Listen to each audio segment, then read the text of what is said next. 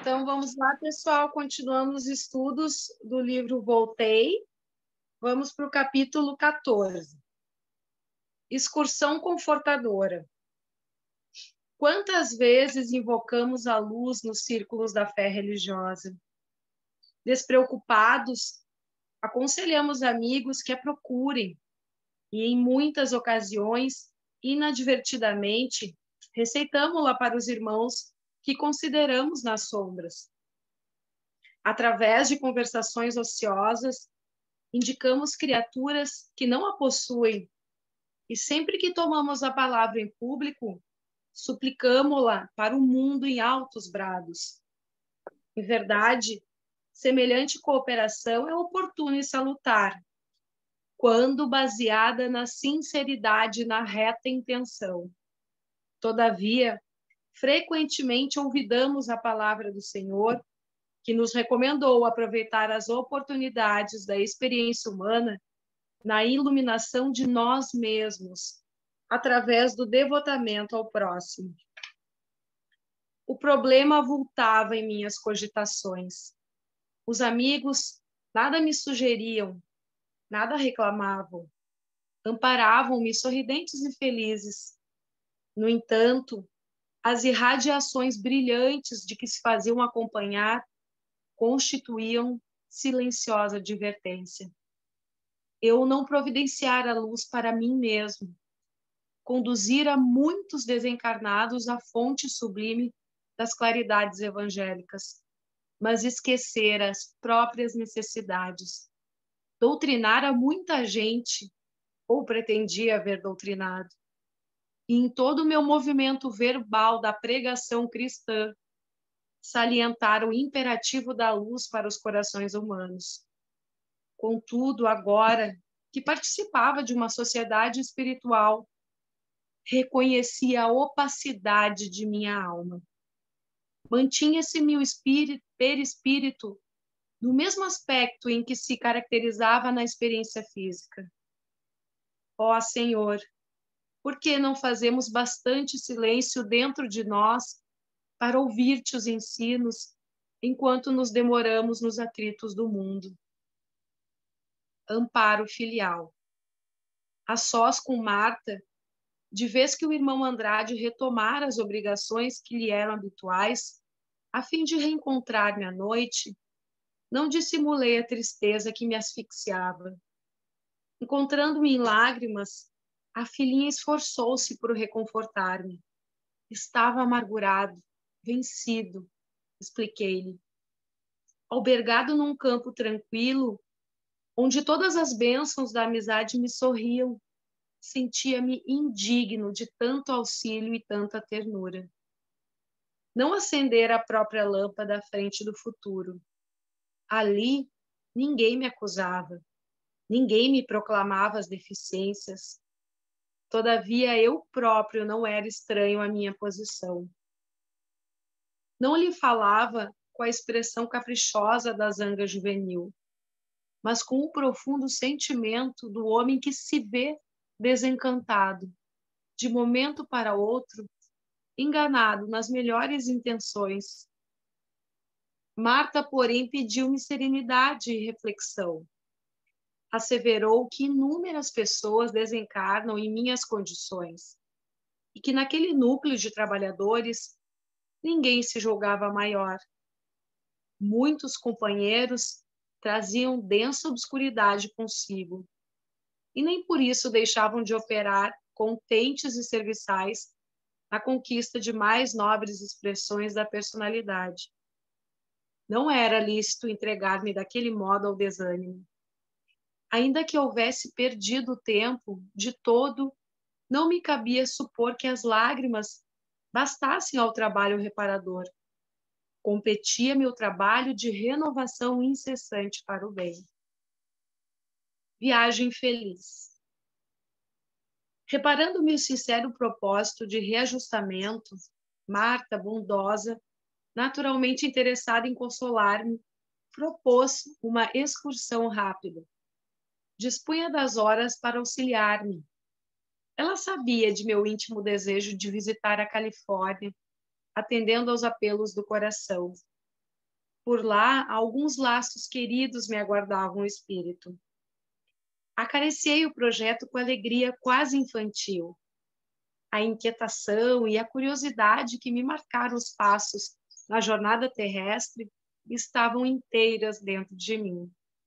Além disso, a excursão teria maravilhoso caráter sob o esplendor solar. Abafei as preocupações que me torturavam e aprestei-me. A breve tempo, achávamos-nos fora do abençoado pouso de serviço e refazimento. À claridade do dia, as vizinhanças não apresentavam senão o aspecto de longa massa de matéria opaca. Nas cercanias, não cheguei a vislumbrar nem mesmo a ponte que reconhecera na noite da véspera. E, distanciando-nos do burgo venturoso, notei que atravessávamos outras colônias espirituais, cheias de vegetação e casaril, embora menos ricas de beleza. Respondendo-me às interpelações, informou-me a filha de que sempre nos é dado visitar os planos inferiores e consultá-los, não se verificando o mesmo quanto às esferas superiores, relativamente às quais precisamos satisfazer a necessária preparação. Penso que estacionaria longo tempo nas paisagens sob os meus olhos, se Marta docemente não me chamasse a atenção para os objetivos que nos conduziam. Estes planos, disse minha filha, a ligação mental com a Terra ainda é enorme. Muita gente que matou o tempo vive por aí com sede de reavê-lo. São saudosistas da experiência na carne que estimam viver, por enquanto, quase que exclusivamente do passado. Não praticaram males graves, porém, não se aplicaram ao bem tanto quanto deviam. Queixam-se de 1000 infortúnios, mas recusam qualquer norma regenerativa. Graciosamente acentuou. É o pessoal da omissão. Supunha-nos muito longe de atingir a estação de destino, quando a ternura filial me indicou a linda paisagem da Califórnia. Julguei fosse descortinar antes os formosos panoramas da Serra Nevada, contrastando com as águas soberbas do Pacífico. Entretanto, já pisávamos o chão norte-americano. Como descrever a maravilhosa viagem para o leitor faminto de informações? Não guardo a presunção de fazê-lo. Temos aqui em jogo forças e elementos inapreciáveis ao senso contemporâneo. E seria tão difícil explicar minha rápida jornada ao oeste dos Estados Unidos, quanto seria impraticável qualquer narrativa por parte de um homem comum aos seus vizinhos, depois de haver viajado no espaço com velocidade mais ou menos semelhante à da luz ou à do sol. Se um europeu culto precisa cuidar ou comunicar-se com um esquimó, de modo a não ferir-lhe a posição mental e a fim de não ser tomado por mentiroso, que dizer das medidas que um espírito desencarnado deverá adotar em face de um amigo ainda enclausurado num corpo terrestre? Visita significativa.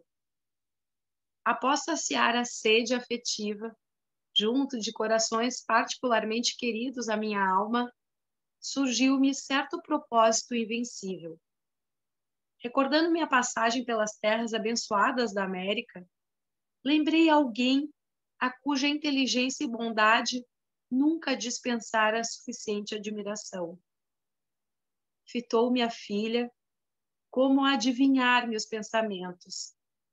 Antes, porém, que me dirigisse a palavra, consultei de improviso. Marta, não seria possível avistar-nos com Thomas Edison? Ela sorriu compreensiva, deu-me o braço generoso e tomamos a direção norte. Decorridos alguns minutos, alcançávamos sublime paisagem além.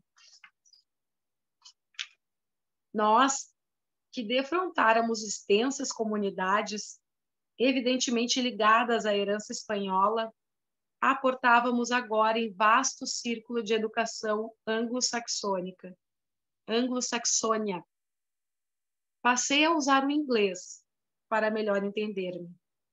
Conduziu-me Marta a nobre edifício, onde expôs o propósito que nos movia a um cavalheiro de respeitável figura. Mas, surpreendido, ouviu interpelado anunciar que o grande benfeitor já fora avisado quanto à nossa visita e aprestava-se para o encontro. Habitava ele, esclareceu o informante, esfera muito elevada, mas viria imediatamente receber-nos por 15 minutos. Não dispunha de mais tempo. Acostumado no Brasil às longas conversações, embora jamais desprezasse o valor das horas, tentei, acanhado, renunciar à satisfação que pedira. Contudo, o prestimoso irmão que nos atendia esclareceu que durante o ano de 1947, o grande inventor destacou maior percentagem de tempo para rever amigos de outra época. Enquanto aguardávamos, indaguei de minha filha sobre a barreira das formas de expressão verbal. Continuaríamos além da morte, assim, isolados uns dos outros, pelas fronteiras linguísticas?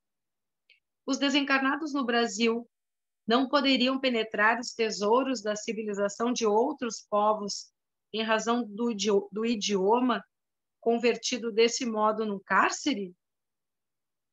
Marta explicou-me com paciência que o espírito dos lares nacionais domina nos círculos mais imediatos a mente encarnada e que, à medida de nossa elevação, encontraremos mais largas demonstrações de entendimento coletivo, até conseguirmos recursos de acesso à perfeita comunhão espiritual, absolutamente libertados de qualquer inibição decorrente das dificuldades de intercâmbio. Acentuou que dos agrupamentos temporários em que estacionávamos, os espíritos, em maioria, são obrigados ao retorno à carne, a fim de prosseguirem no aprendizado. E que toda libertação e toda sublimação tem o seu preço correspondente em esforço próprio. Se nos encontramos na realização A, por mais desejemos a realização B, não lhe atingiremos as vantagens sem preparo, serviço e aplicação. A palavra de um grande benfeitor. Demorávamos-nos entretidos na palestra reconfortante quando vi Edson em pessoa. Tamanha luminosidade lhe coroava a cabeça veneranda, que tive ímpetos de ajoelhar-me. Avancei para ele, perturbado de júbilo, e quis beijar-lhe as mãos. O inolvidável benfeitor abraçou-me de encontro ao peito e, esquivando-se às minhas homenagens, recordou os últimos anos do século passado, reportando-se ao fonógrafo, cuja vulgarização tive o prazer de acompanhar. Rememorei o centenário de seu nascimento e o admirável cientista declarou que, não obstante desencarnado, continua trabalhando sem descanso, à frente dos perigos que ameaçam a atualidade terrestre.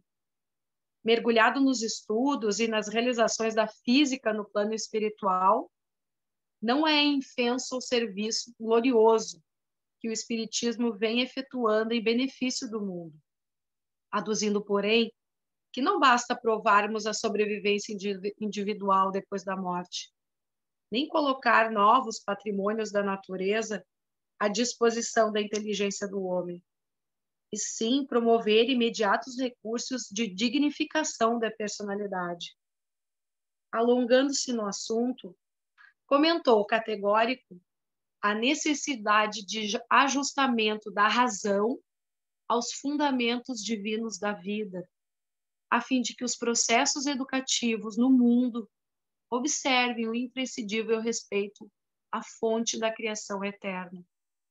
Declarou que a desintegração atômica, praticada na América, é seguida com indizíveis preocupações pelas forças tutelares do planeta, afirmando que a humanidade vive no momento aflitivo período de transição, sem a menor perspectiva de paz duradoura, em virtude dos sentimentos belicosos que orientam os corações. Em tempo algum, asseverou sem afetação, houve tão grande impositivo de entendimento e aplicação dos ensinos de Jesus. Mas, até que os princípios do cristianismo governem as criaturas de maneira geral, reinarão entre eles fome e sede, guerra e enfermidade, injustiça e medo, destruição e ruína, periodicamente. Sentindo que o tempo se esgotava, indaguei se não voltaria a reencarnar, ao que ele replicou afirmativamente. Um sorriso, porém, acentuou que esperaria o instante oportuno. Perguntei ainda pela continuidade dos seus inventos maravilhosos, com especial menção à luz elétrica, ao que me respondeu sorrindo: o Criador é Deus, nosso Pai.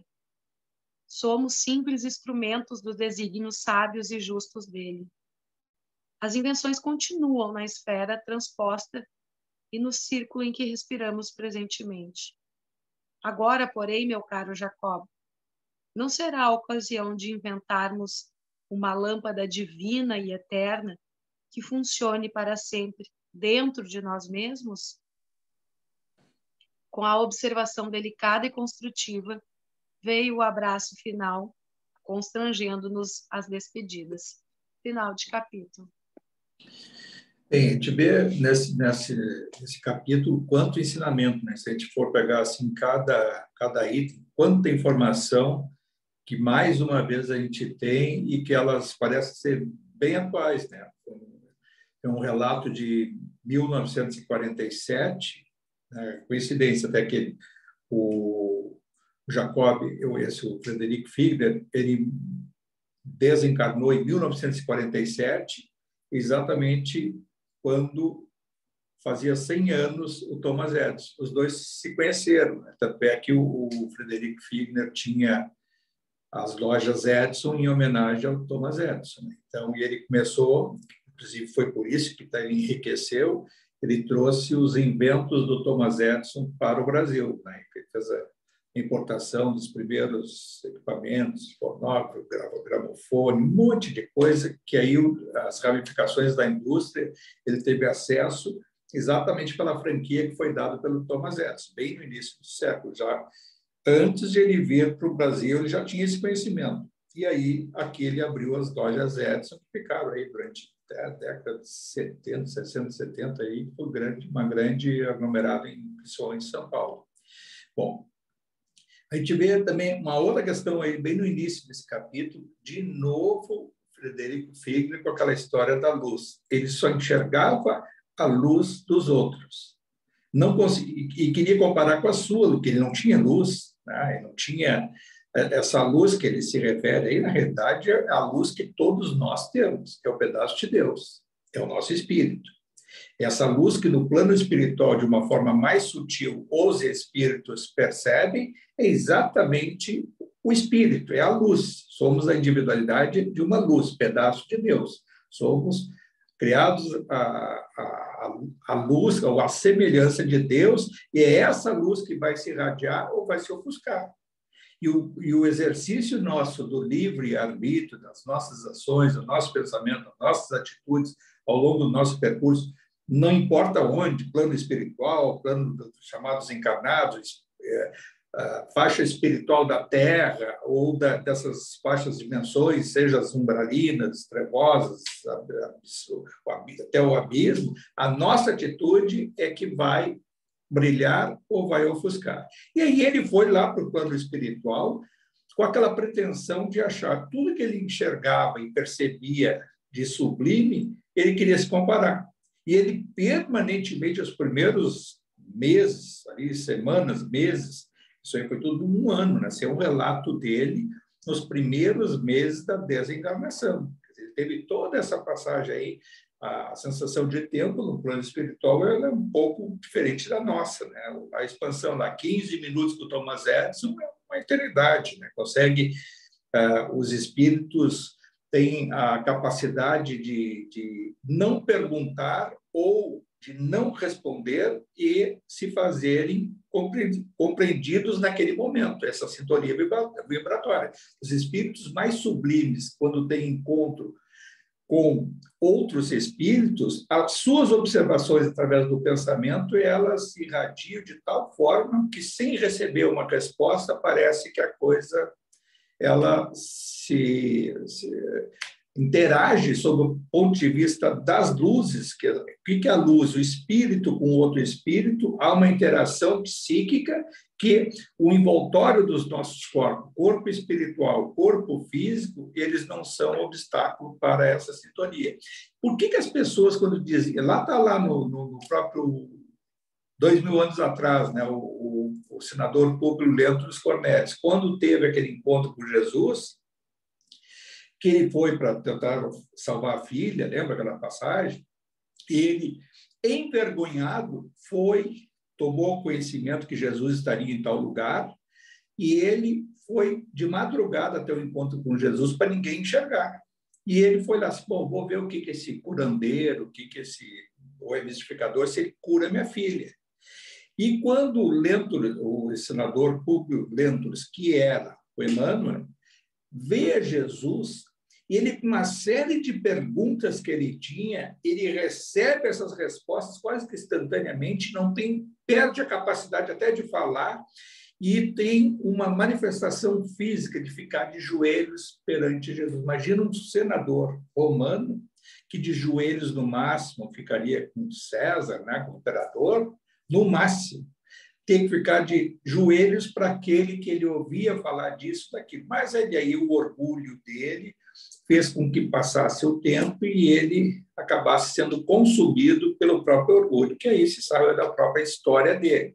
Então, diante de um espírito sublime, de luz, as pessoas não conseguem, muitas vezes, nem formular os seus questionamentos. Tem relatos de muitas pessoas que visitaram o Chico Xavier naquelas excursões, que chegavam lá, ficavam na fila, impacientes, muitos, tal, e aí ficavam programando de falar tal coisa para ele, perguntar isso, aquilo, e chegavam na frente dele e a única manifestação eram as lágrimas que brotavam dos seus olhos, e ele, com 2, 3 palavras, dizia como se fosse assim, ter uma conversa de muitos minutos.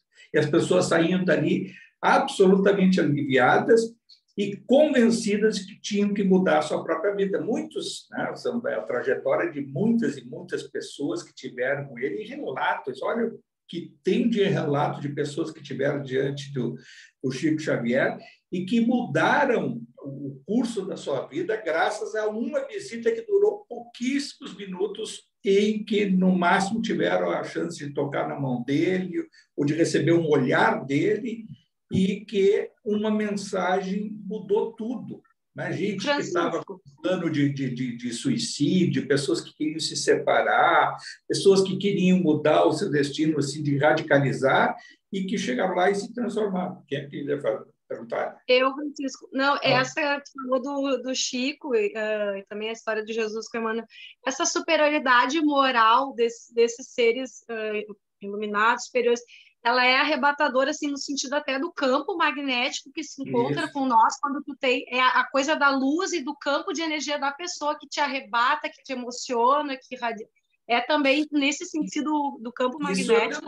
Não depende do nada de credo religioso e nada. As pessoas que estavam diante do Gandhi, Mahatma Gandhi, naquele problema, quando ele já estava assim, na sua sublimação, e tinham com ele o contato de uma palavra, de uma indução, sentiram uma sensação de leveza e até de visões espirituais. Eu me lembro, eu já relatei para vocês, eu tive a oportunidade, em 1979, de estar do lado a poucos metros do Papa João Paulo II.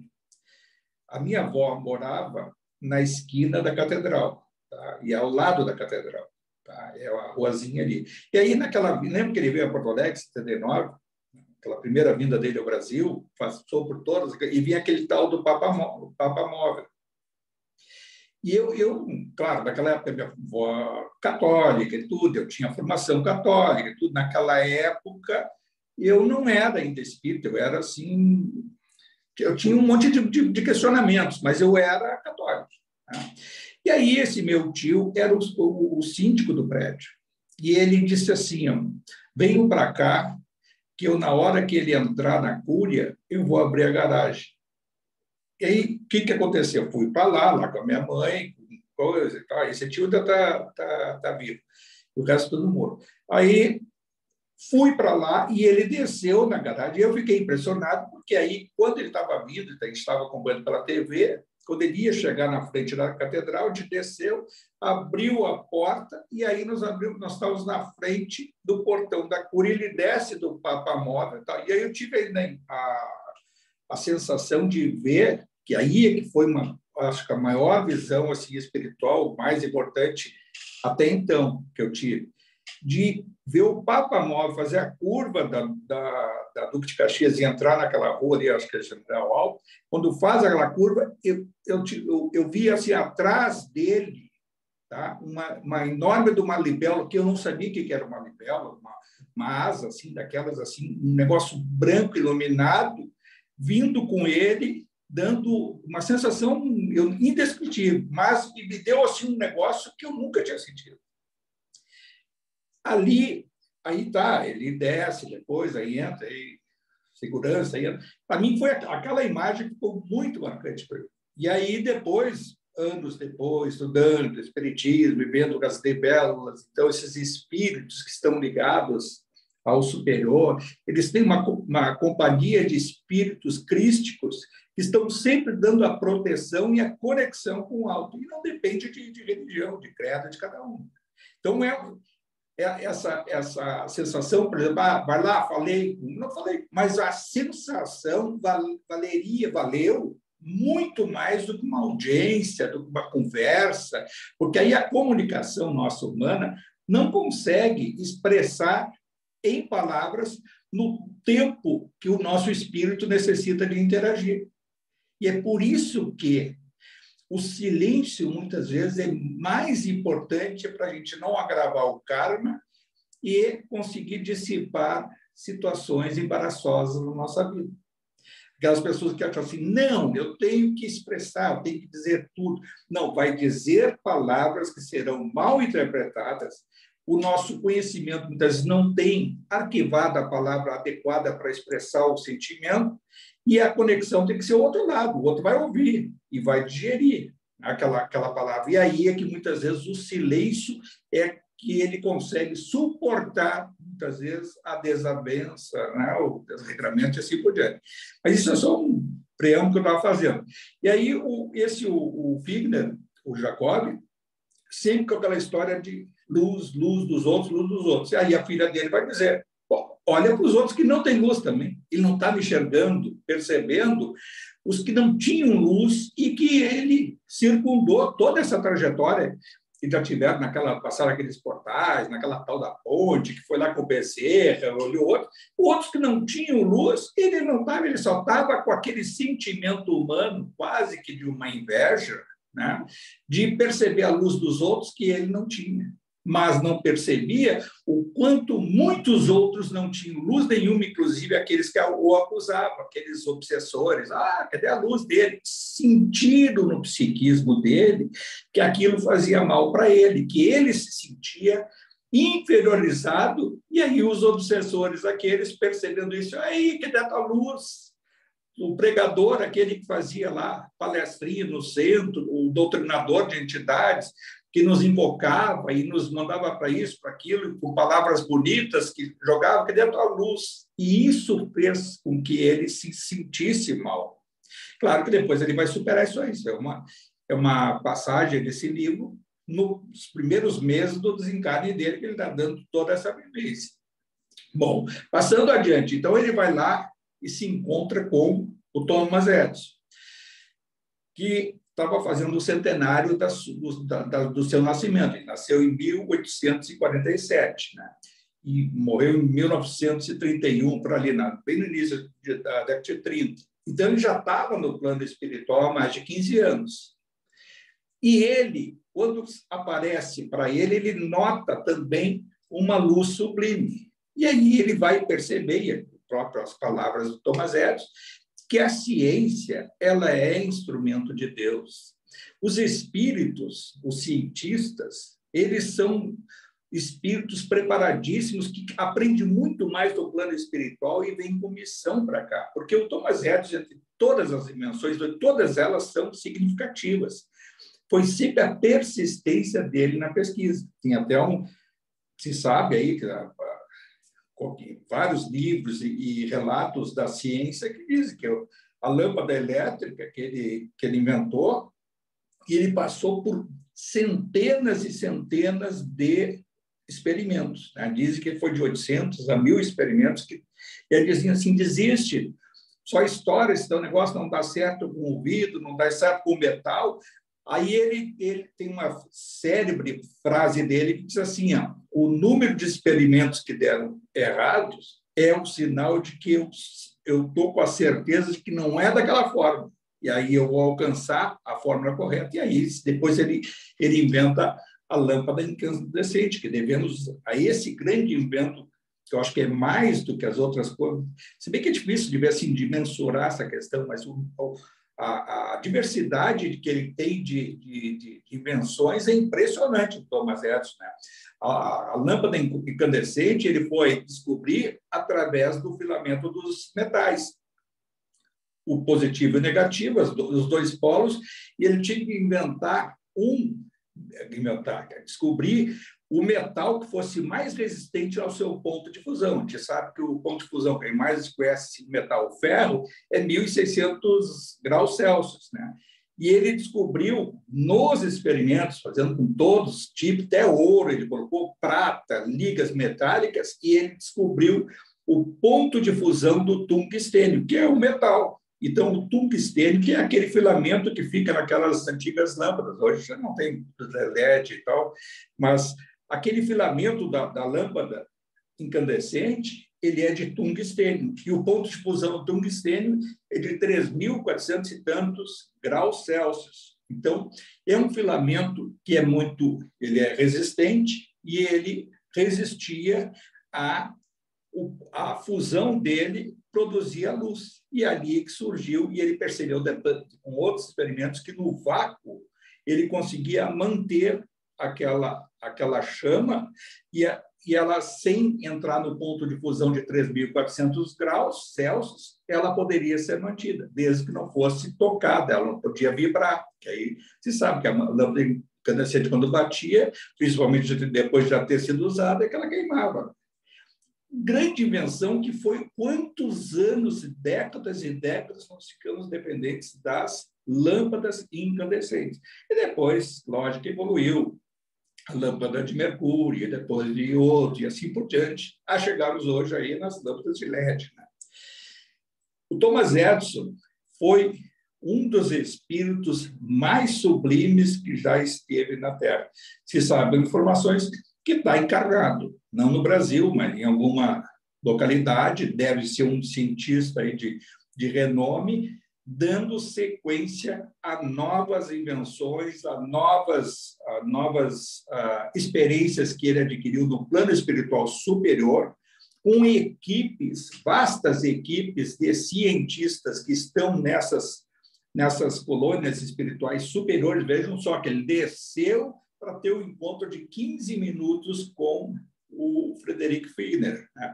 15 minutos. E ele se dedicou em 100 anos do seu nascimento, e ele tem a reserva minutos a mais para reencontrar os seus afetos e amigos do passado.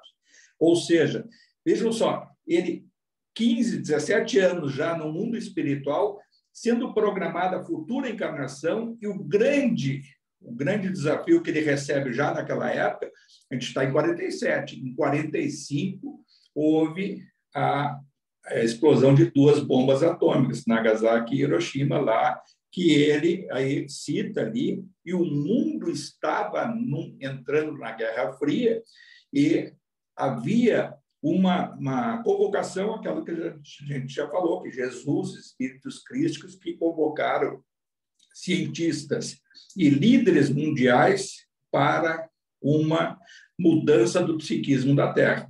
Definitivamente, foi naquela fase em que o planeta nosso deveria ser de regeneração e não mais só de provas e expiações. Então, é esse processo que a gente está passando. E ele foi um desses. A gente sabe que muitos outros, o Einstein, né? Falamos há pouco, o John Kennedy, mais adiante, que está fazendo parte desse grupo, Martin Luther King, e assim por diante, né? O Gandhi e muitos outros. Espíritos, lideranças mundiais, influindo no psiquismo dos nossos governantes e aqueles que têm o poder de mando. Em paralelo a isso, a gente não pode nunca esquecer que a ciência é instrumento de Deus e há os seus adversários. Também lá nas trevas há laboratórios e cientistas que estão em oposição ao mundo da luz, oposição a Cristo, oposição a todos esses inventores que querem levar para um mundo de regeneração, eles querem ir lá ao mundo de subjugação, achando que boa parte daqueles que estão entre nós são devedores de um passado seu remoto. Então, é a lei de ação e reação, e a ação onde não há perdão, há uma tendência individual e coletiva desses espíritos que se agregam a querer se vingar. O que fazem esses espíritos? São espíritos que mandam também de lá para o processo de reencarne. Isso aí é um assunto mais profundo, mas a gente tem que tratar, e aqui nós estamos entre estudiosos da doutrina espírita, não é para dizer para fora, não tem isso, que horror, não. É a vida como ela é. O mundo da luz sempre vence, vai vencer. O mundo não vai dar para trás, porque a lei do processo evolutivo é incessante, né? O que há é o descarte, pessoas que vão ficando por fora, o mundo vai avançando, né? E aí as pessoas vão se encaixando, os espíritos vão se encaixando em localidades condizentes ao seu padrão vibratório. Mas esses espíritos, cientistas das trevas, eles ainda atuam e mandam de lá espíritos para reencarnar e vão aqui desenvolver. Então, é a melhor mina terrestre que vai ser lá no conflito, que vai descobrir como é a melhor mina para explosivos, que vai desenvolver medicações ou drogas, né, compatíveis para alucinar jovens, para trazer muito... Isso é uma coisa corriqueira que existe hoje, muito forte, né? Vai intuir a outros a levarem momentos de viciação coletiva, e assim sucessivamente, muitas vezes até travestidos de uma grande ideia.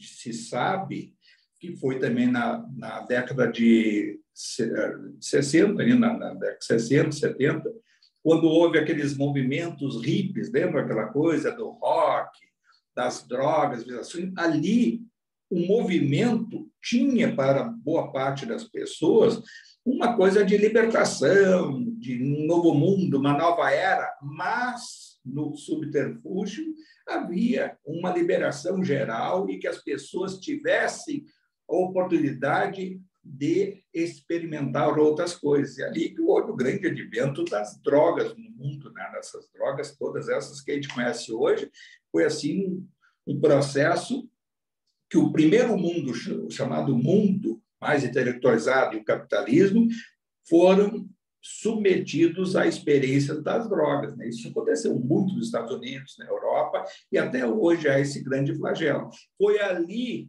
que essas lideranças e esses cientistas trevosos também agiram nesses laboratórios para produção de cocaína lá aqui na região nossa, aqui no Cone Sul, na Colômbia, Bolívia, aquela região toda ali, onde se proliferaram os laboratórios de produção da cocaína.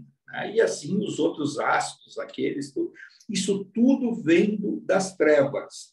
A ciência é instrumento de Deus, mas o conhecimento ele pode ser utilizado conforme o padrão vibratório das pessoas, dos espíritos envolvidos. É lógico que se existe numa ponta uma aglomeração que produz, tem um consumidor do outro lado. E aí é que não é a questão condenatória, é a questão da vibração. Há pessoas que vão experimentar só por uma experiência, outros por isso, por aquilo, outros com a fuga pessoal, psicológica, emocional, ligada a outros fatores, mas isso é o mundo nosso que a gente está nesse processo de ebulição. Por que a gente tem que assim, se dar conta dessas coisas que elas são naturais, faz parte de tudo isso? Porque o mundo não é esse que a gente acha que é o fantasioso, então o sublime, nem o plano espiritual é esse. Se a gente se tiver um descuido, a gente pode estar sendo intuído por um mundo desse inferior, ou pode dar uma escorregada e lá do outro lado não ter essa chance ali do que teve o Figner e muitos outros que têm, de poder fazer essas comparações e seguir um caminho de evolução, e pode dar uma derrapada e ser atraído psiquicamente a uma região dessas. Quantas pessoas que não entram numa dessas por uma experiência? Eu conheci vários jovens, amigos, colegas da minha época de estudante, que alguns foram para um lado, para outro. Eu podia ter ido também.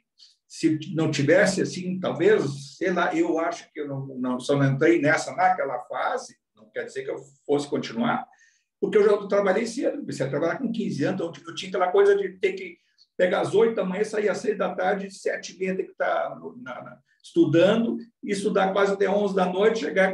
Então, era um cansaço. E eu via, assim, alguns que não tinham essa atividade foram para esse caminho das drogas. Alguns ficaram no caminho mesmo, até desencanaram mais adiante, e outros seguiram o caminho da perdição. Outros também se sublimaram, por outro lado, tiveram outra condição, e também, mas a minoria, que chega e consegue chegar lá adiante. E isso é uma realidade. Não adianta a gente fazer de conta que isso não possa acontecer conosco, entre os nossos filhos, os nossos conhecidos, os nossos afetos. O que falta aí? Falta essa conexão com a vida, dos valores da própria vida, o valor psíquico dessa luz, dessa conexão. Isso é que vai dar nossa referência de crescimento espiritual. Aí são os valores que vão nos alimentar no campo moral, de ser honesto, de procurar ser correto, procurar ver, colocar na balança o que a gente está fazendo, o que é, será que isso é psiquicamente, as leis de Deus estão na nossa consciência. Está lá a resposta, 621. Onde estão as leis de Deus? Na consciência. Então, nós sabemos que é certo e que é errado. Isso pesa no momento em que a gente começa a ter uma atitude equivocada. E pesa a consciência. Alguma coisa nos chama. E se a gente tem essa conexão por valores morais, de religação religiosos, ou seja, está na doutrina, um momento do Evangelho do Lar, um momento de meditação, um momento de alguns minutinhos que dê durante a semana de pensar em tudo, fazer esse balancinho.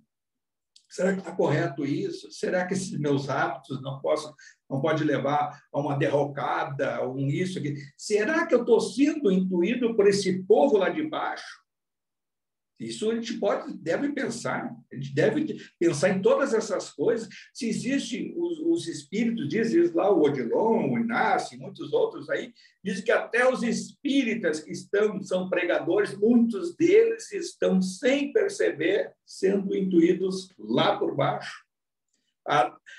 Na mesma medida em que, na época da Inquisição, os cristãos, seguidores de Jesus, governavam, lideravam o processo religioso em nome das trevas.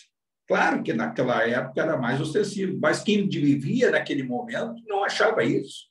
Vai perguntar para quem ia na igreja naquela época e que tinha que assistir todas as missas em latim, e no latim sem compreender nada, mas estava ali em nome de Deus, e o padre, o bispo, o papa, estavam ali em nome de Deus. Aquilo ali era uma verdade absoluta, um dogma que não era para ser contestado, e matavam em nome de Jesus durante 300, 400 anos.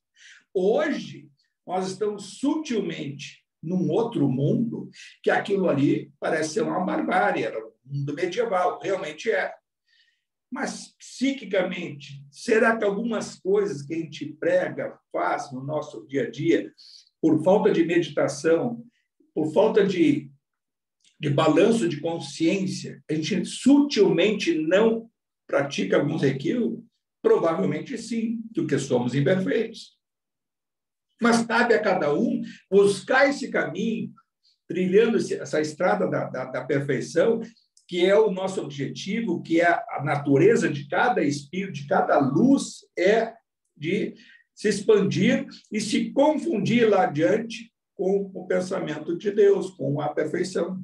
É isso que é o espírito que vai compartilhar do pensamento divino. Acho que nesse aspecto, esse capítulo aí nos dá esse drama do Jacob e de não ter a luz, que depois se sublima vendo aquela luz do cientista Thomas Edison, que foi uma referência para a vida dele, tanto é que ele homenageia o próprio Edison nas suas lojas, né? A razão material dele, do sucesso, foi inspirado no Thomas Edison, e uma série de coincidências, né? Então, o homem faz lá 100 anos do seu nascimento, é o ano que ele desencarna, e aí a primeira viagem, a primeira visita externa dos seus afetos é exatamente com o Thomas Edison. Ele tem as referências dele da doutrina espírita, dos livros que até então ele havia lido, do André Luiz, do Caibar Schutter, vai ter o encontro com ele, com Bittencourt Sampaio, com Guilom Ribeiro, que foi o tradutor das obras do Kardec. Ele tem esses encontros e consegue depois se dar conta, lógico, isso aí é um relato de alguns meses dirigido ao público espírita, de reflexão para nós todos, né? Porque a gente acha assim, tudo que ele fez e que ele foi, teve esse mérito e demérito, porque ele faz a comparação de não ter aquela luz. Onde é que está a nossa luz? Nossa luz, ela é interior, ela é pulsante. Se ela está ofuscada, sempre quando a gente sentir todas aquelas sensações derivadas do orgulho e do egoísmo, que são os nossos defeitos humanos, todos esses, a inveja, o rancor, a raiva continuada, que é o ódio, todos esses sentimentos, nós ofuscamos a nossa luz. Nós transcendemos a nossa luz, expandimos a nossa luz quando nós pensamos no bem. Aí pode ser assim, então é muito fácil. É fácil, ao mesmo tempo pode ser difícil. É fácil pensar no bem e encarar a situação que a gente está vivenciando no dia a dia. Como é que eu poderia ter feito melhor as coisas que eu fiz hoje? Até que ponto e os espíritos nos ensinam assim, olha, e próprio Jesus, né? Está lá o Paulo de Tarso nos dando, já estudamos essa obra lá, a melhor forma de nós estarmos perto do Pai, né? de Jesus, do Deus Pai Todo-Poderoso, é pensar no próximo. A melhor forma de nós estarmos mais próximo de Jesus é pensar no bem do próximo.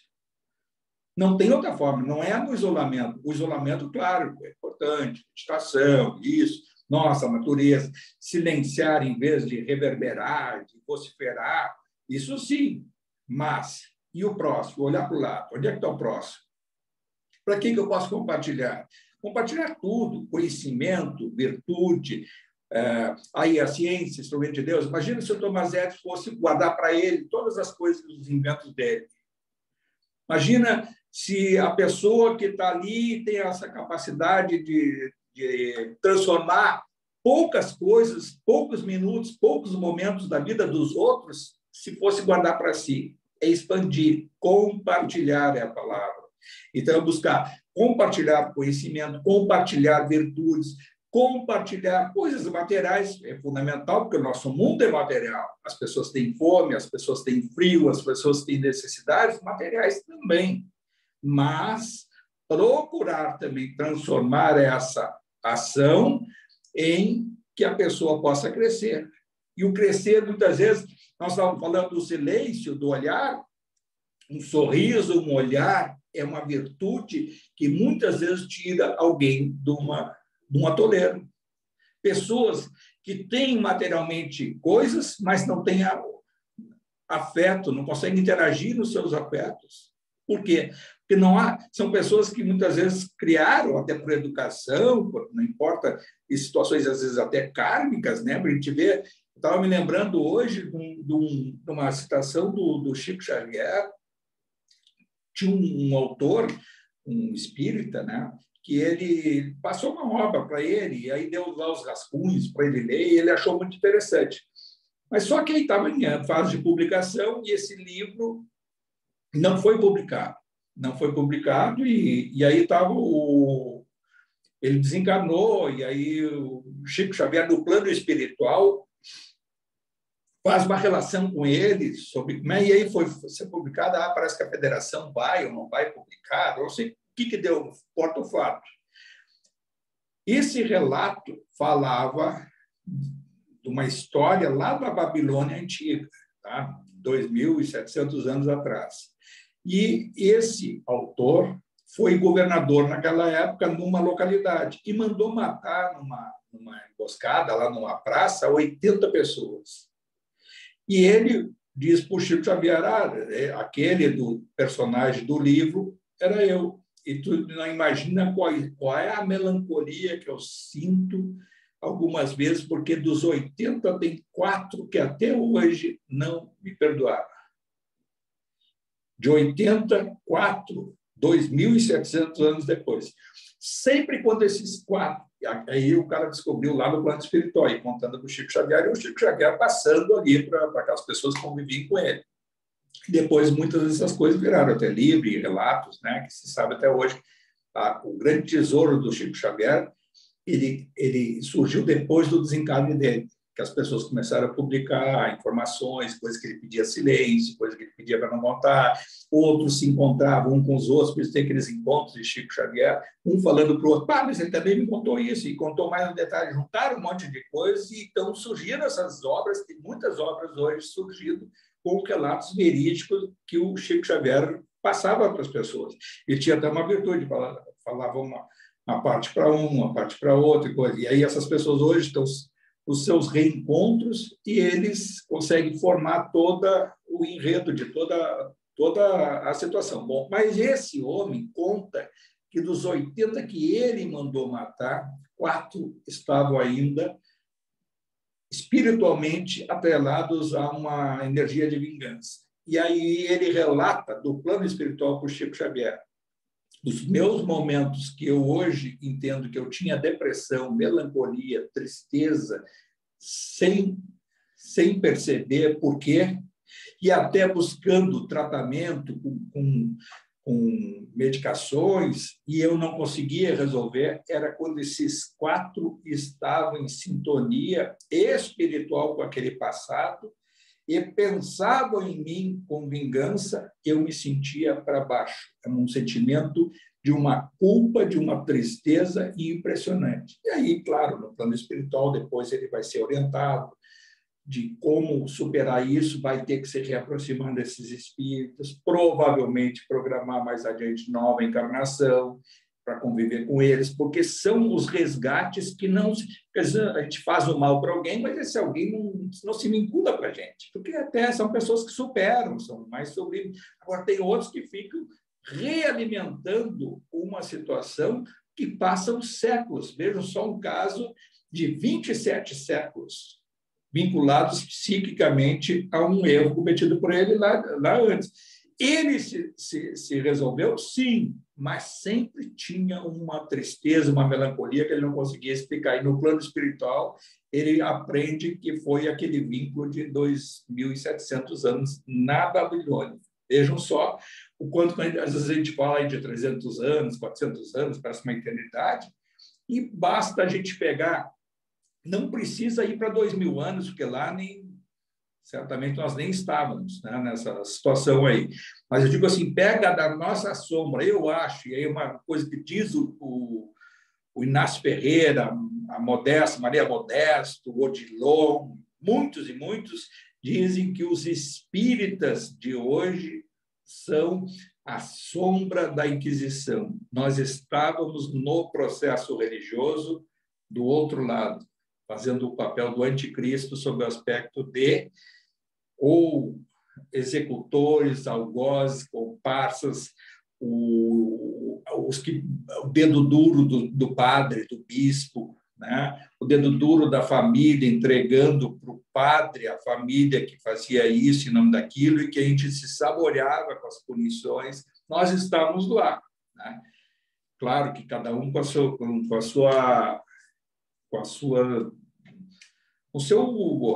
personalidade, a sua máscara que foi utilizada não só numa encarnação, mas sucessivamente. Muitas vezes vai em processo de regressão, sentir aquela batina preta daquele padre fazendo horrores né, e não estávamos sozinhos, não. Alguns aí dos que circundam estavam aí, eram as freiras e tal, que estavam dentro daqueles conventos, daquelas situações horrendas em que executávamos, em nome de Jesus, a lei que foi pregada, inclusive foi instituída pelo Papa Gregório IX, né? Que é aquele do personagem que está lá no livro Libertação.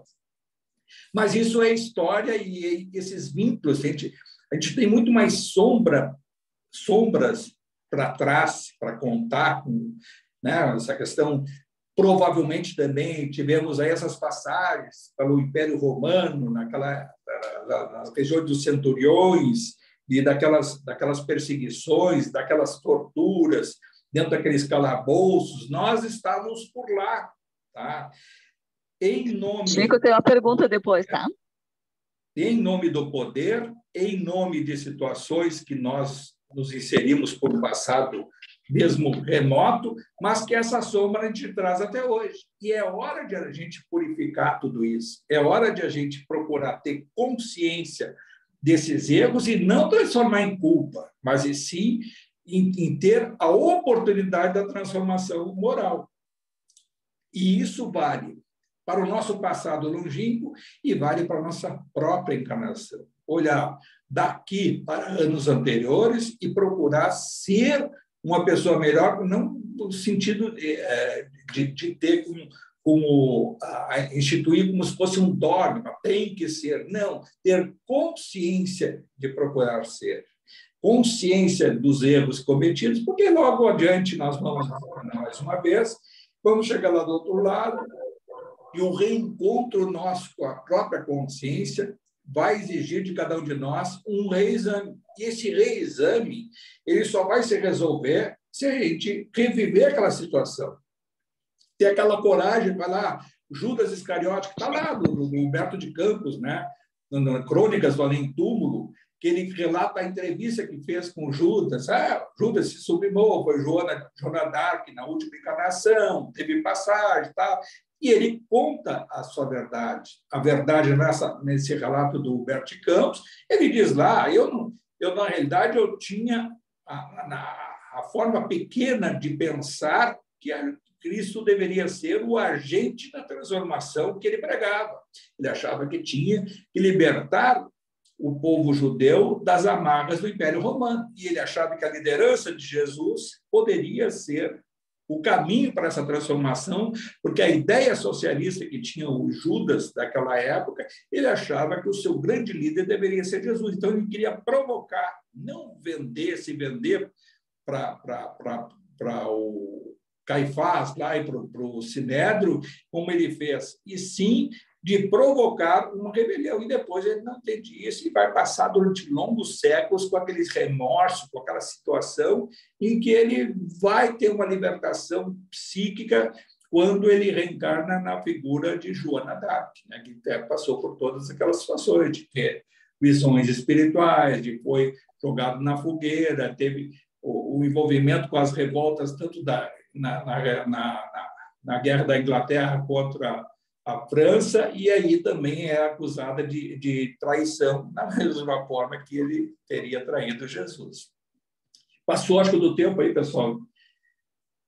É só para a gente saber o quanto que a gente deve refletir sobre todas essas coisas. Daria para pegar só esse capítulo, assim, pegar cada parágrafo aí e ver quanto que tem de ensinamento e coisas que a gente tem para refletir. Eu acho que é nesse sentido que a gente tem que procurar sempre estudar dessa forma, procurar sempre colocar o que serve isso para a nossa vida, a reflexão para o nosso crescimento espiritual e, fundamentalmente, para o estudo, que é o que se dirige essa obra, da doutrina espírita. A Elaine tinha uma pergunta, Francisco. Pode A falar. Elaine... Posso? Não sei se preferires deixar para a próxima, mas eu vou fazer pergunta e tu responde na próxima, se preferires. Eu tenho dificuldade de entender assim, ó, se o Thomas Edison ele estava trabalhando em física, né? E quando ele mudou de andar, né? É uma outra realidade física.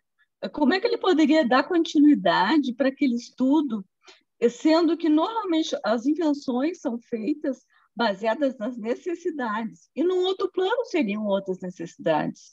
Não entendo bem isso.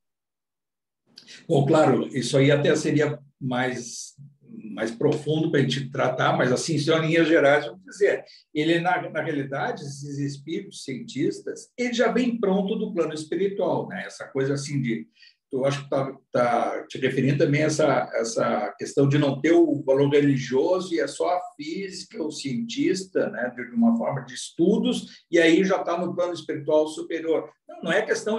O vínculo dele, quando encarnou, já estava em sintonia com o alto. Por isso que se fala da ciência e instrumento de Deus. Os espíritos que estavam atuando junto com ele estavam ligados ao plano espiritual superior. É que ele, numa encarnação só, foram dezenas e dezenas de inventos e que tem, até hoje, as suas pesquisas são fruto, hoje, de avanços científicos para toda a humanidade. Agora, desencarnar um espírito desse, assim, está no plano espiritual superior, o vínculo dele e o mérito, o que é? Ele se utilizou da física, do conhecimento para o bem. Não utilizou nenhum dos seus inventos para prejudicar a coletividade e nem a individualidade. Então, isso é mérito e não devemos esquecer também que tem esse período. Ele desencarnou em 1931, 32, e nós estamos falando em 1947. E ele já lá, então, já estava sendo programada uma nova encarnação e está hoje encarnado em um lugar desse nosso mundo aí, não é no Brasil. Certamente não é no Brasil. Mas isso a gente pode falar depois. A gente já passou um pouquinho do tempo aqui.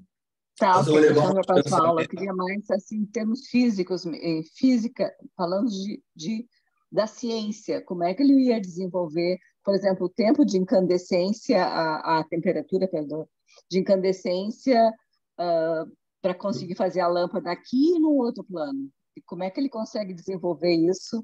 É isso que eu gostaria de falar mais na próxima, então. Sim, mas aí claro, conseguir desenvolver, não existe o ele desenvolver. A equipe, ele, as intuições, todas as nossas intuições, elas têm a participação de espíritos. Não é nada individual, não existe essa bagagem individual.